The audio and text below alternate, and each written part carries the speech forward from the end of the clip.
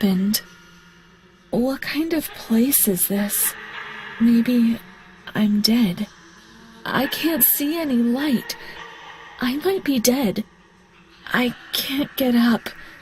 What's going on here? What's happening to me? There's no one here, yet these noises.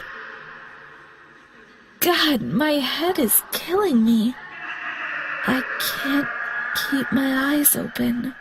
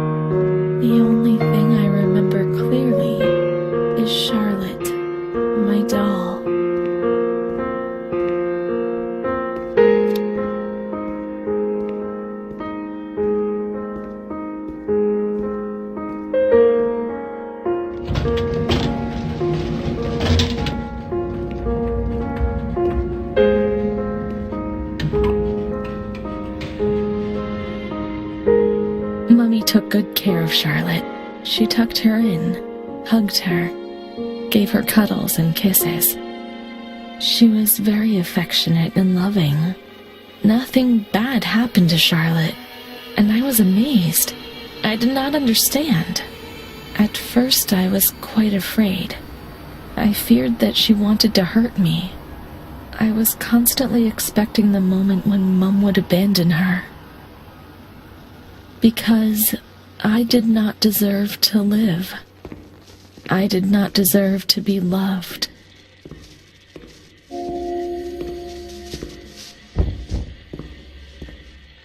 It's cold. It's dark.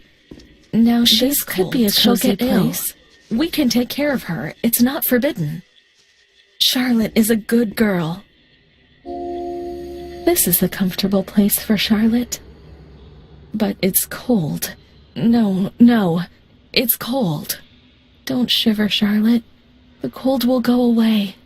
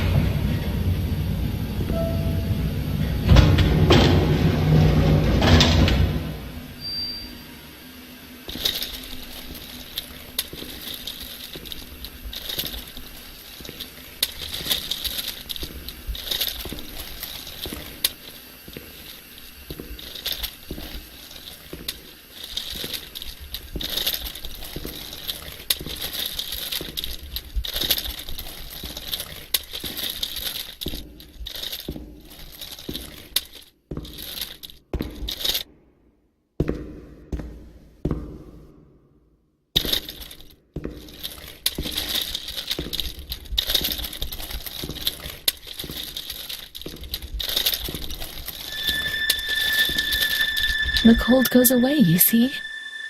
The light. Warmth. We can do it. The cold goes away. It's not forbidden. Now we can go to that ward where everything started.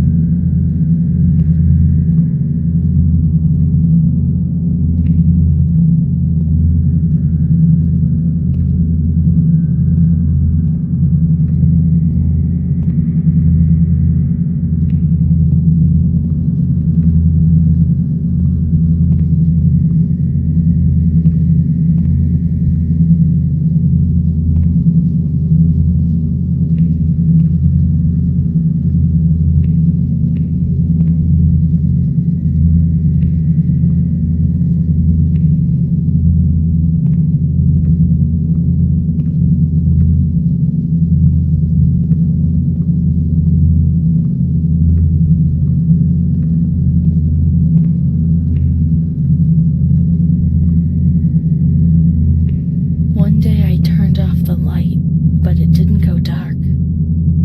It was a limitless immensity, a blinding, merciless light. I was 16 and I was afraid, always afraid, a fear that wore me down. I needed help, but I could not speak. Everything terrified me, even thinking.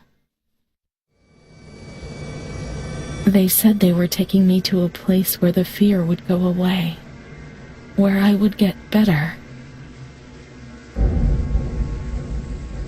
I stopped living in there.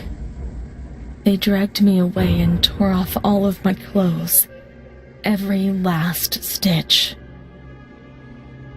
I tried to explain what was going on in my head. They tied me to the bed for days, alone with my nightmares. It wasn't fear anymore. It was madness. And when you're mad, you cease to exist.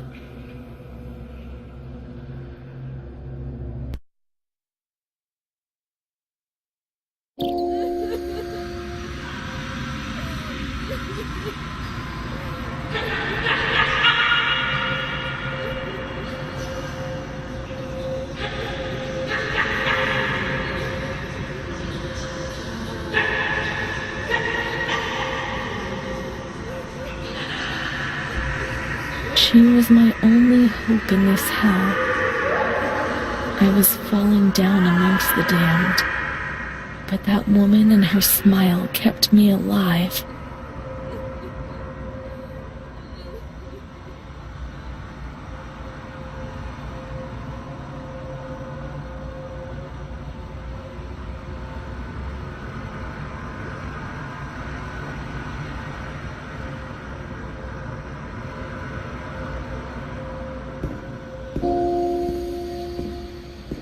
The door's locked from the outside. Here, the doors can only be locked and unlocked from the outside.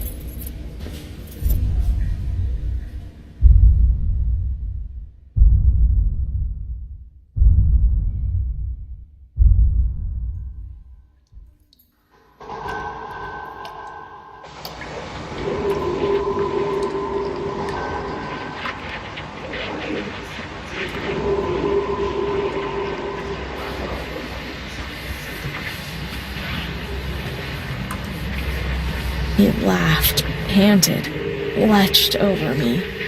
It hurt when he touched me. I thought I'd split apart suddenly with a loud thud, shattered into pieces.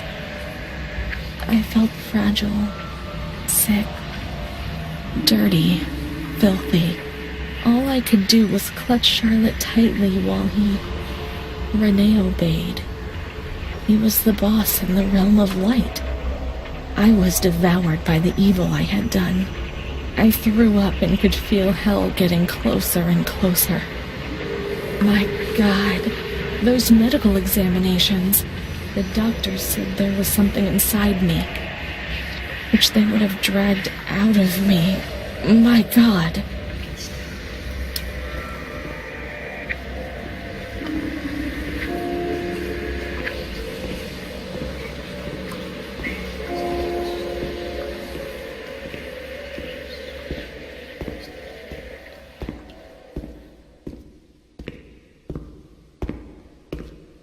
She stayed with Renee during those terrible medical examinations. That's what gave her the strength to survive.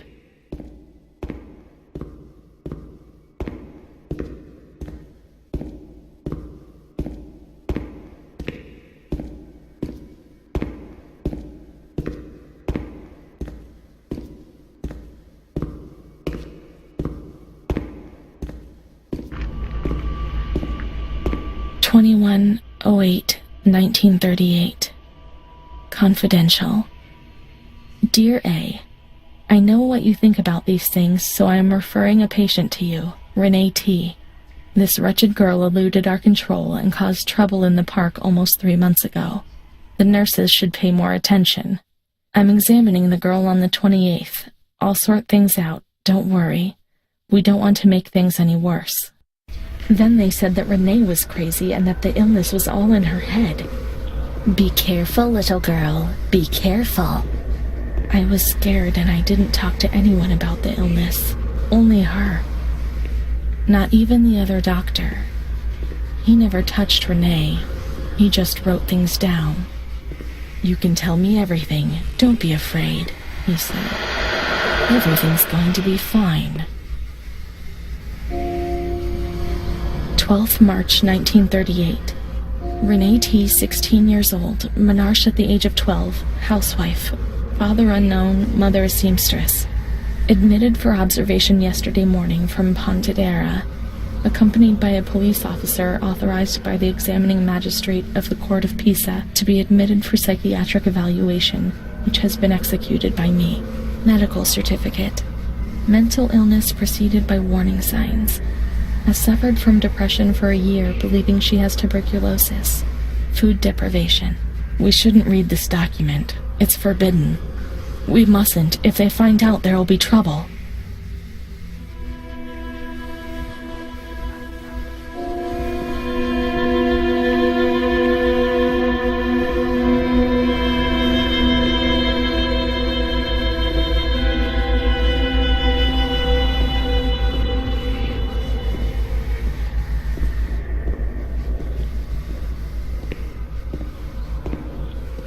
This is the road we used to take.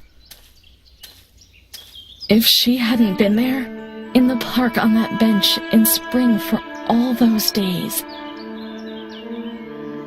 it was like escaping nature. She talked and smiled.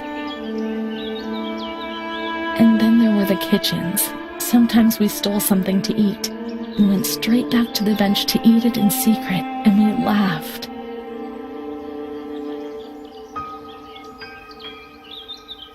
She did things to me.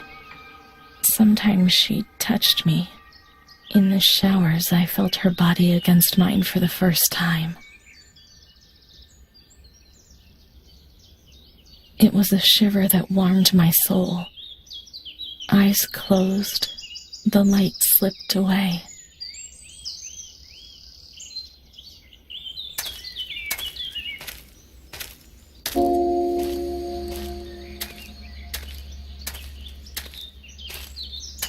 She wasn't in the system.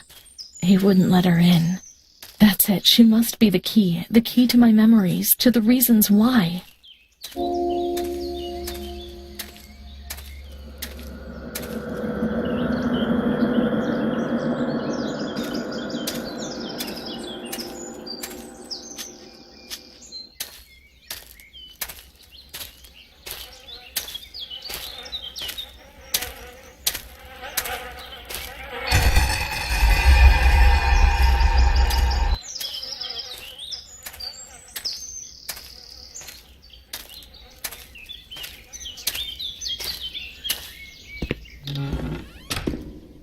Come on, let's search everywhere. She must be here, without a doubt.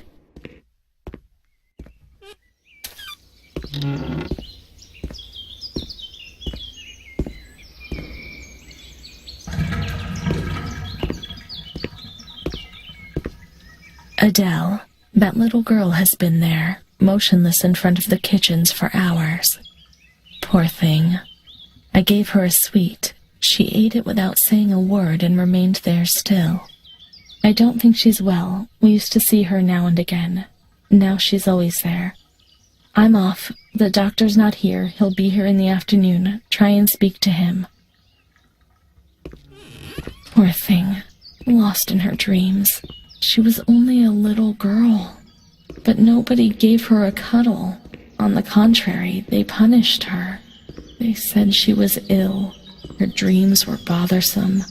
Even her dreams weren't hers anymore. I need her. But we will find her. We'll find her, won't we?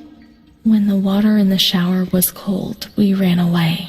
But when it was hot, then she came to Renee, under that cruel white light. I can still feel the shivers that her body gave me. It all has to go back to how it was. If we recreate that magic, she'll come to us.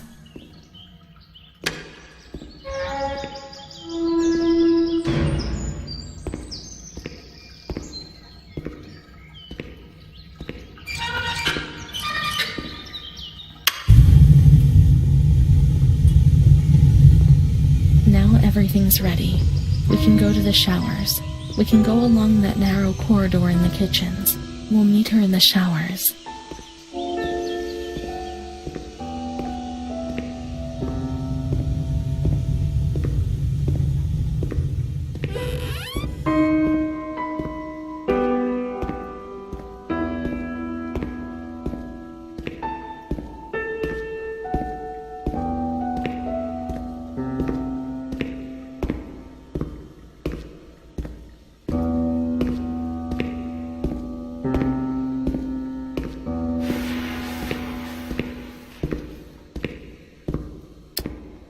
Everything's ready.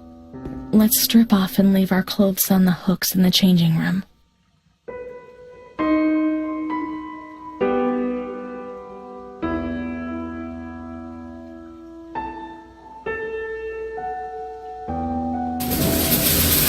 Let's now turn on the water and everything will be as it once was.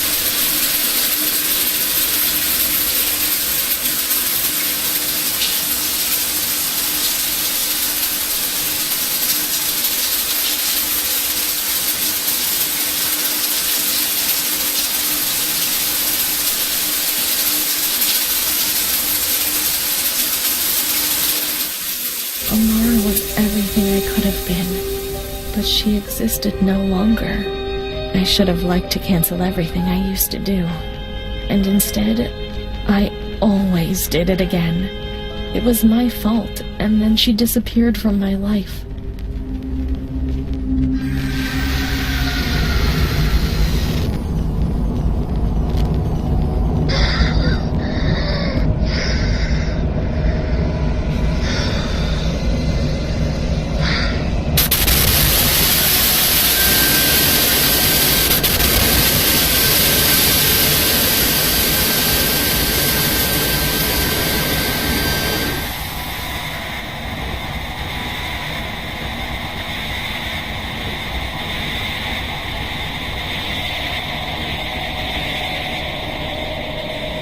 There they gave you those injections which made your body and soul tremble violently. A whirlwind of anguish and unsupportable pain. I lived on terror of the next time. They had taken me upstairs into that ward where no one wanted to go.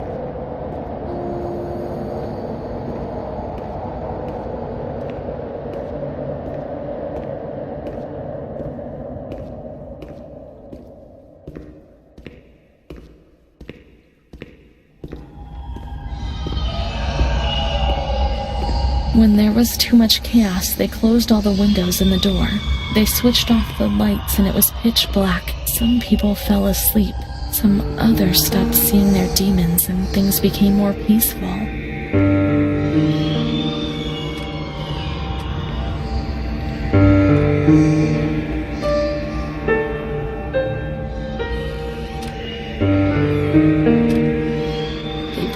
straight jacket on you.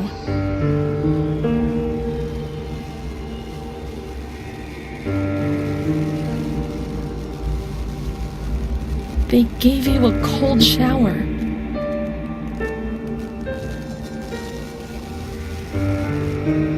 They suffocated you with a sheet.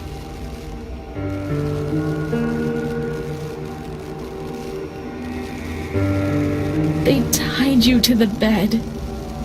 They tied me to the bed.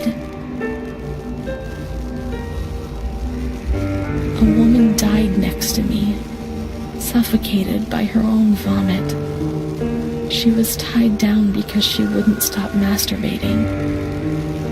I remember her death rattle. I screamed, but nobody came. Everybody screamed in there. A whole lot of them.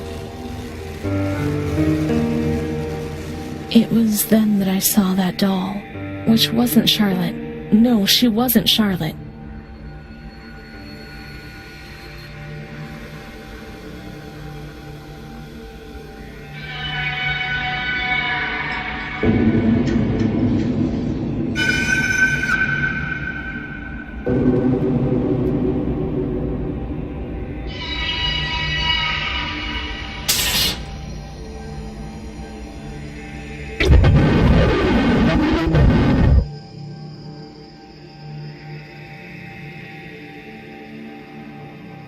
In the solitude of that crowded ward, the past came to harm me once more.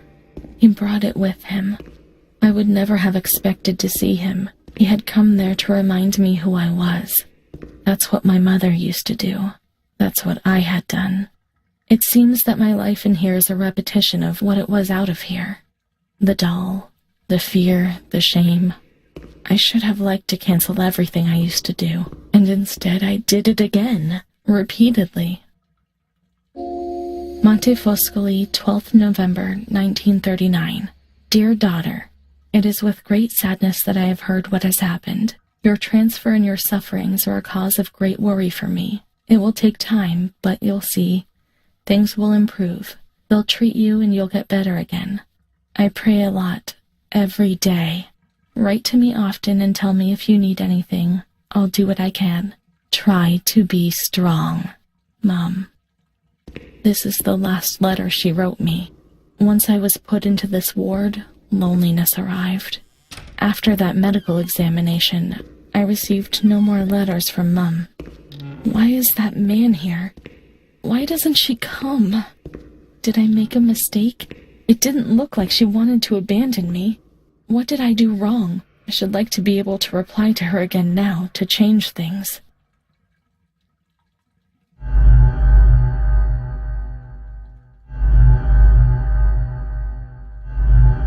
Perhaps she would have listened to me. Will she reply?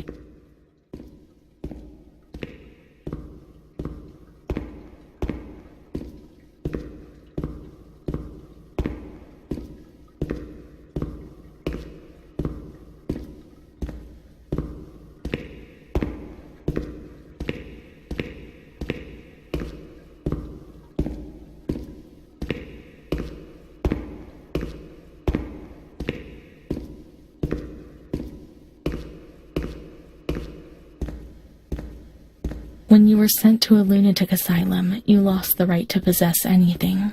Everything you arrived with was packed up and stored here, even the clothes you were wearing. Please, I beg you, get me out of this place. It frightens me so much. Never left. You were right, but now I'll behave well. Sure, now things will be fine. I'll work hard. I'll be very good. Your daughter, Renee.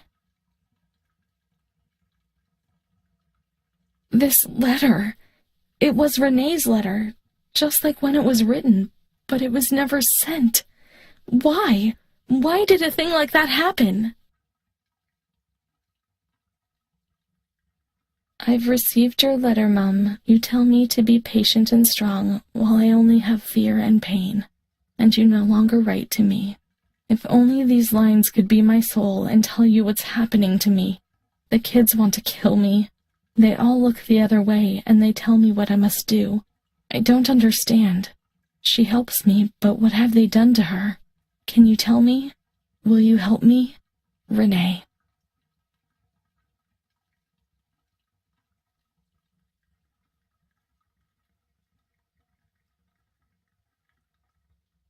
Montefascoli, 7th July, 1940.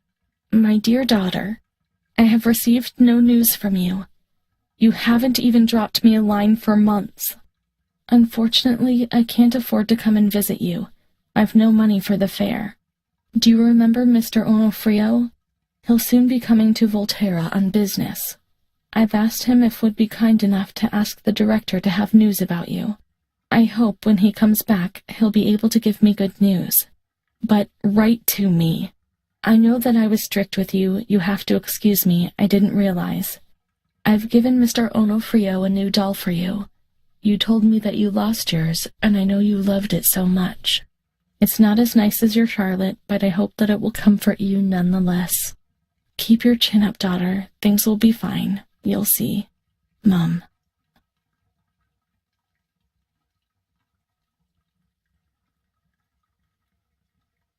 Montefascoli, 12th October, 1940.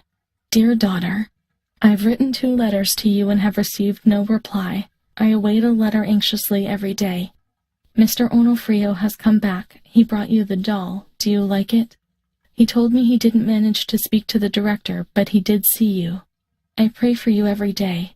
Don Gino said a prayer for you during Sunday Mass. That was lovely, wasn't it?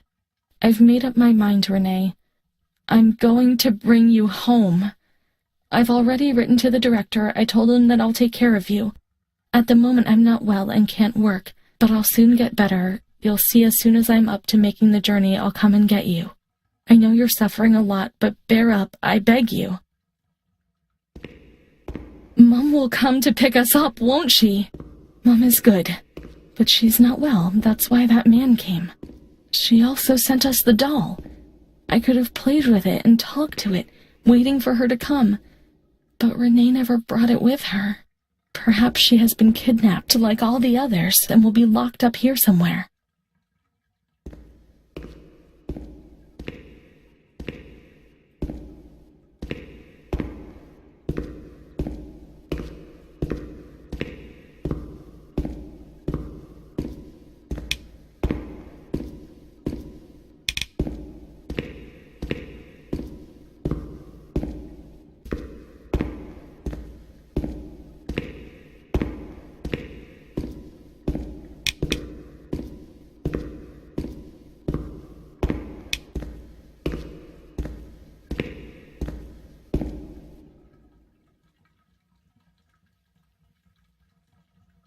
Now we can open the bundle on that table in front of the window. See, Mom was good. I was bad. Mom was worried about Renee and Charlotte. I abandoned Charlotte. We've abandoned her.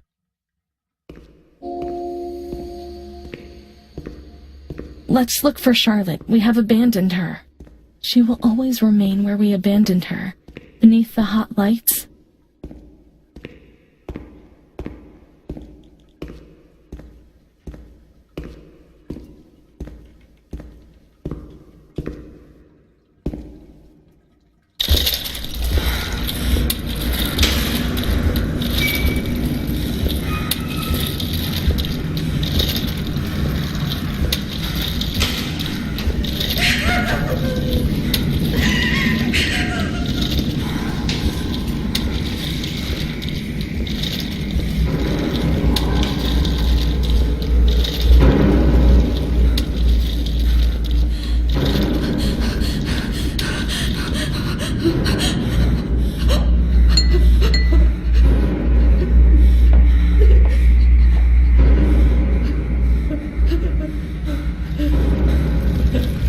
I didn't do anything. I only obeyed orders. Charlotte's gone away. I didn't do anything. I only obeyed orders. Leave us alone. I didn't do anything. I only obeyed orders. Mom will come and get us now. I didn't do anything. I only obeyed orders. Even though we're bad, Mom won't leave us alone. I didn't do anything. Charlotte gone away. I only obeyed orders. Mom will come and get us now. She loves us. even though we're bad. I didn't do anything. I only obeyed orders.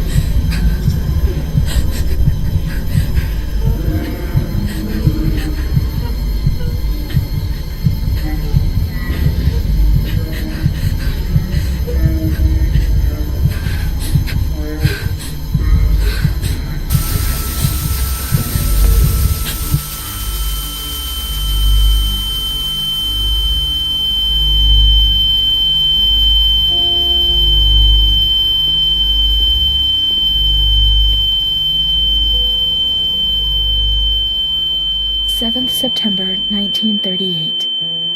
The patient frequently indulges in recriminations expressed in an explosive tone of voice. This morning she threw away the milk, saying it was full of urine, spittle, and all the other filth. Crazed, she hears voices. They order her about. She says she heard children singing. They were imprisoned in a school. 20th January 1939. Mutistic, groggy, pays no attention to anything. When questioned and stimulated, she starts crying and weeping. At other times, she laughs. 1st June. Apathetic, eats very little. She refuses to be touched. Doesn't respond. Passes her time in the park. The cooks report that she sits on a bench in front of the kitchens. 14 October. Impulsive once again. This morning she asked for 2 eggs to make zabaione, but the moment she was given them, she threw them away. Excited, uproarious, slightly confused, she strips off. 8th December. Tied to bed for 15 days. High-spirited, tends to make witty comments and use vulgar words, laughs hysterically, masturbates. The nurses report that about 2 weeks ago she remained in the showers on her own and didn't want to leave. They report that when they took her away, she swore at them and then hit out at them and bit them. 2 nurses had to be treated for their injuries. Since then, they've kept her tied to the bed. Transferred to the semi-agitated ward, from the care of Dr. B to the care of Dr. C. I was with Amara in the showers. My memories terrify me. They're not real, are they? 15th December. Dr. C. Patient notes. The abnormality of her psychic state has induced her to lead a life which is irregular and tends towards delinquency. A fickle and flighty character, she abandons her household duties at intervals and dabbles in occasional prostitution. Delinquency? Maybe I answered someone back rudely. Yeah, at times they get on my nerves, but delinquency? And the prostitution? No, why? Why say a thing like that? The old doctor tried to understand, but this one just brands you without even understanding, or even trying to understand. Her mental deficiency makes her deaf to the reprimands of her family. She has shown suicidal tendencies. She was brought to the ward yesterday, agitated and vociferous, treated with cortisol, 2 injections a week for 5 weeks. The therapies remove the light for a short while, but also all will, desire, and hope.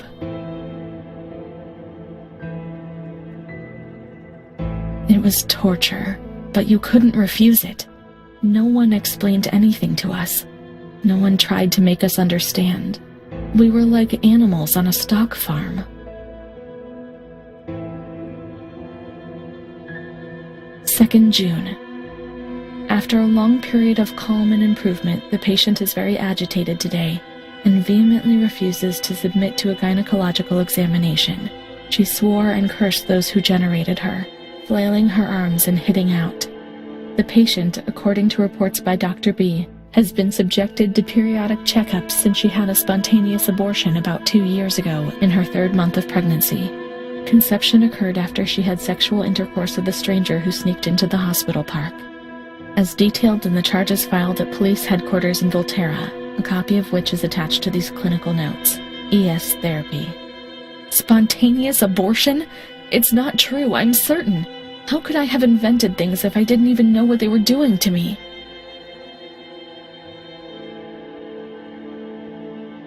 June 13th. The nurses report that after having received her mother's letter, she fell into a state of great mental confusion. She threw her soup over another inmate because she was very anxious, and she punched a nurse. Impulsive, lashes about her. She rails against the doctor in vulgar terms while he is examining her, lashes out and spits. Block all correspondence so as not to give the patient further reasons to become agitated. 20th August. Tied to bed. The nurses report the patient becomes highly agitated after the visit of a relative or family friend. Even 2 days later, she still shouts ceaselessly that he commands her, that she must obey and harm herself, and that she is not Charlotte. All visits forbidden. Constrained to bed and intensification of ES therapy until we achieve results. No contact with the exterior. In that way, no one knew what was happening within these walls. 3rd March. Alert, correct attitude, replies when questioned. The nurses report that the patient is calm. She washes and looks after herself. She affirms the existence of a certain Amara. She says that Amara is a patient who disappeared when she was moved to this ward. No confirmation. Probably a regressive hallucination. Evaluate transfer. Amara invented by me? That's not possible. She was there. I know she was there. I feel it. She must have left traces somewhere. We can try to find her medical records in the archive where the letters from her mother were filed.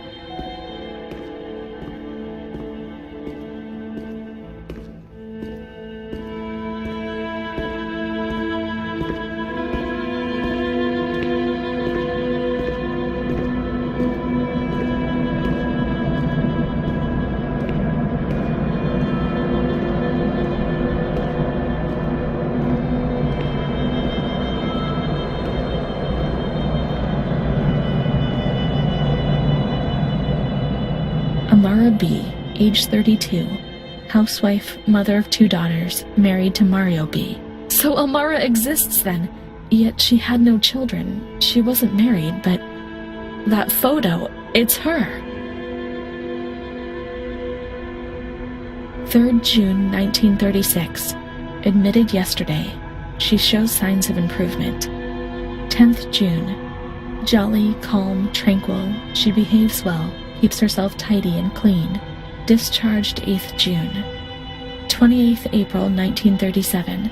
Arrives, brought by her husband, in an anxious and nervous state. Has difficulty speaking, trembles. Discharged 14th May. 8th March 1938. A few days before Renee was admitted, she told me that she had also been admitted shortly before. Arrived yesterday in a febrile state. Discharged 14th March. She didn't leave. Certainly not after so few days, no. June 22nd, 1939. Readmitted. Once more the patient shows rapid improvement. Discharged 2nd July. 1st August, 1941. Umpteenth admission due to agitation. Discharged 27th August. She came and went, stayed there only for short periods. But I remember her always with me. What's happening? 4th March, 1942. Here once more, the same situation. 8th March. Compared with previous admissions, the patient seems depressed even after a few days, although she bears herself well and is attentive. Discharged 25th March. 2nd April. The patient is distracted and apathetic. Her husband brought her because she doesn't eat, doctor, sleeps all the time. I'm so worried, doctor. You know her, you can help her. 6th April. Tuberculosis. Patient transferred to Marigliano Pavilion in isolation. 3rd May 1942. Death due to tuberculosis, about 8:30. Is Amara dead? Poor dear friend, I wasn't even able to say goodbye to you. Enclosed is a manuscript written by the patient, probably delirium. I'm dying, I know it. I'm losing lots of blood, also internally.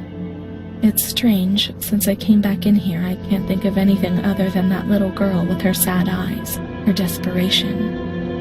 I only saw her for a short time, true, but she remains in my heart. Will she still be here? I hope to God not. I hope she's better and her mother's taken her home. My memories don't correspond. What's the point of this? Perhaps my memory is deceiving me. The things are not as I remember, as I see them. But she said she liked me. Really, I can't understand it. I just want to say goodbye to her for the last time. I never even said goodbye to her.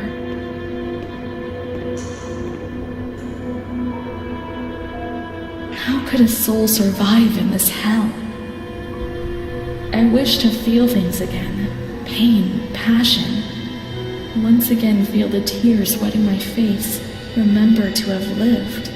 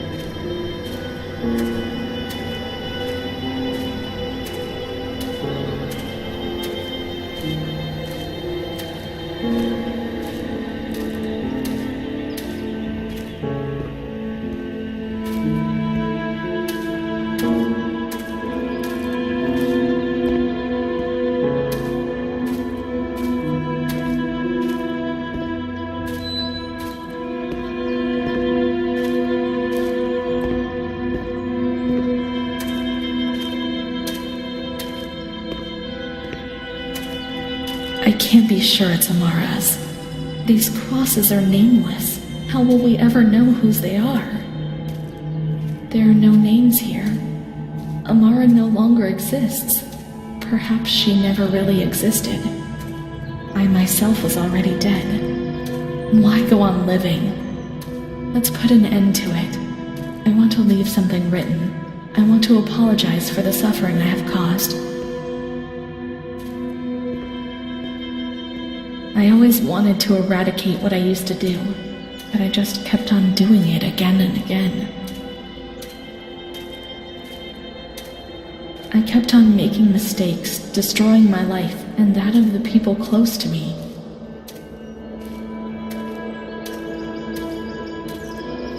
My soul was rotting in a state of sin.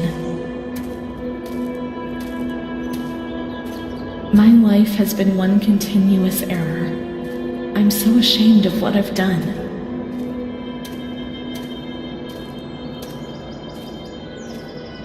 I lost control and couldn't stop myself, a victim of rage and lust, the most obscene desires.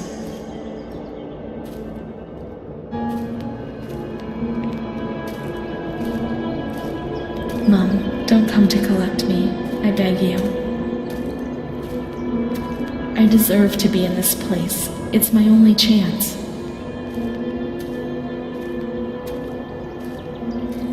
But I'm not courageous enough to keep on living. Not like this.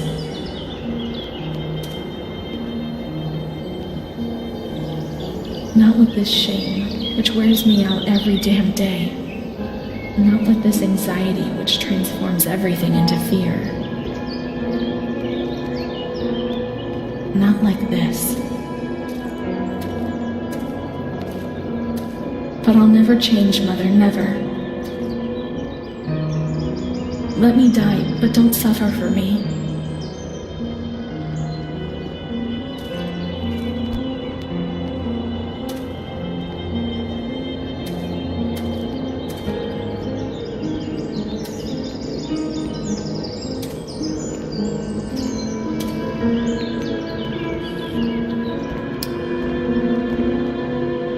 I can't.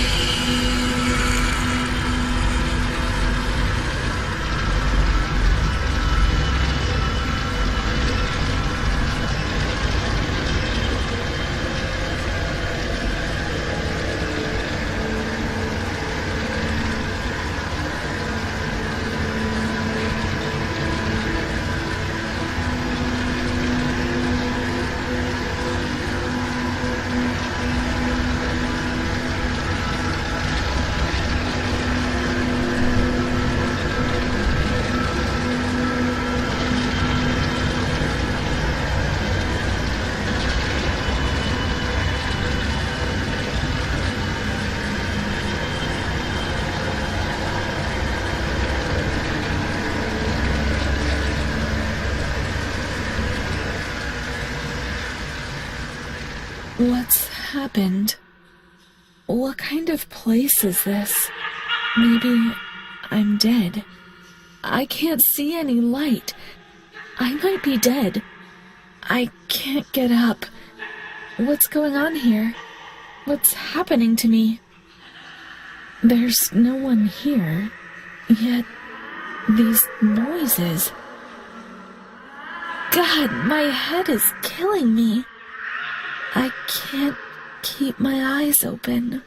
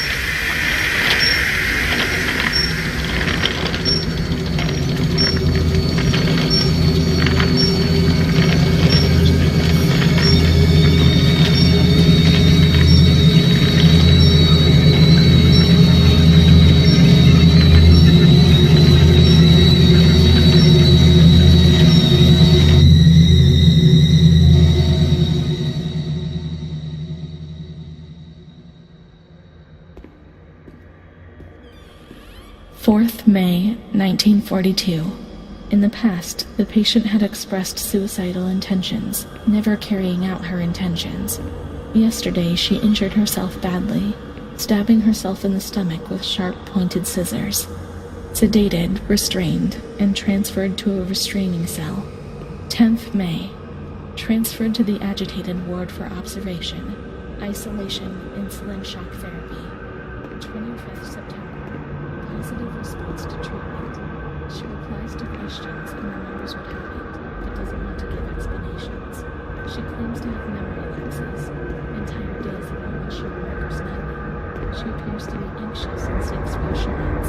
She fears to have done monstrous things in the periods about which she has no memory.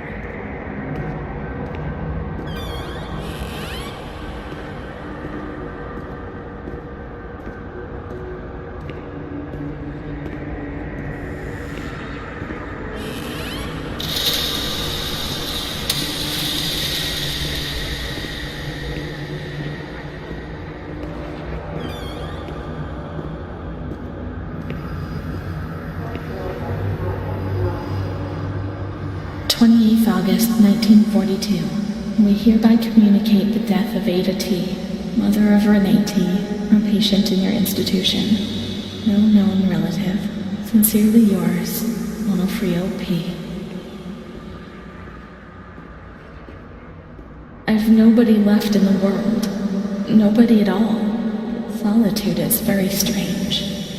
It muffles everything, slows it down. It's an endless scream which doesn't emit any sound. A silent shout. I can't stop looking at myself. I will never leave this place. There's nobody for me out there.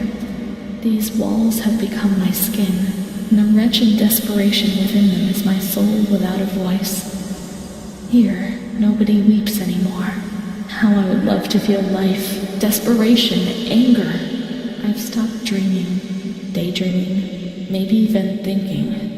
I've lived in a reality which has corroded me, depriving me of everything, even of my capacity to feel pain.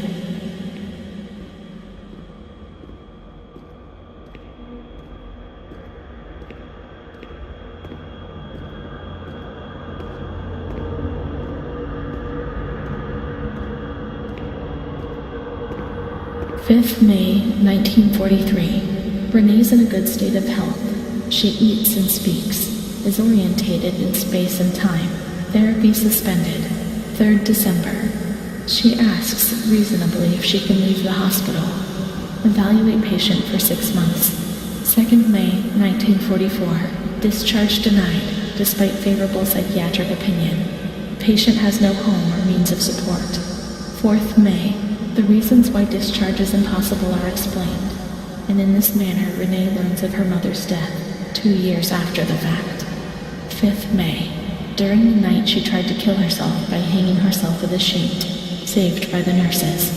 Restrained to her bed, she once more tries to kill herself by suffocation. It is decided to perform a transorbital lobotomy.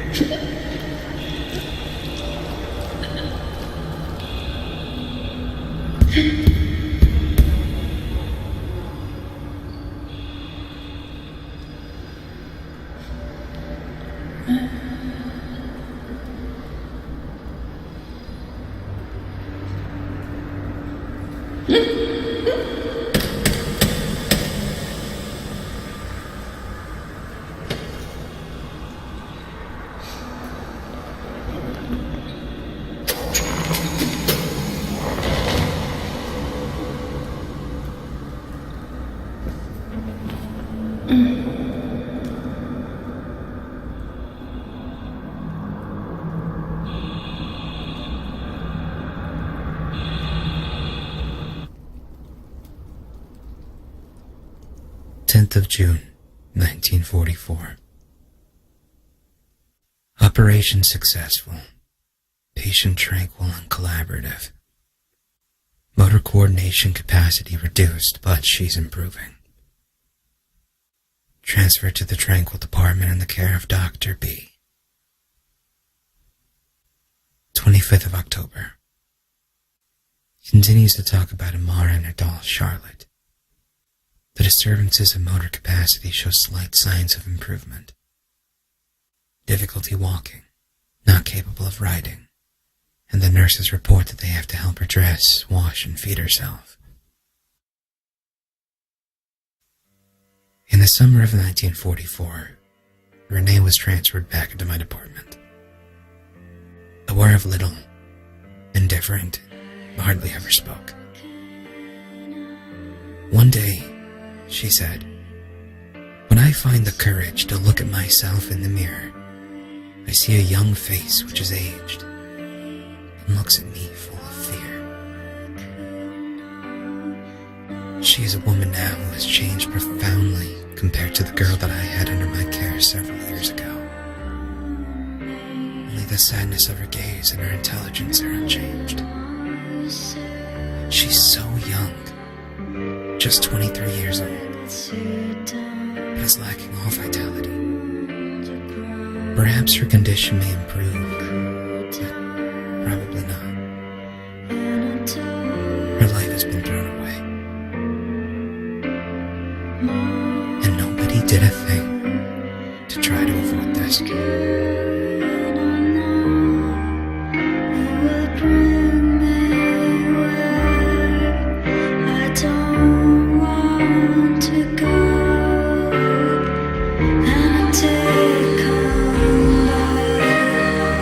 This is coming.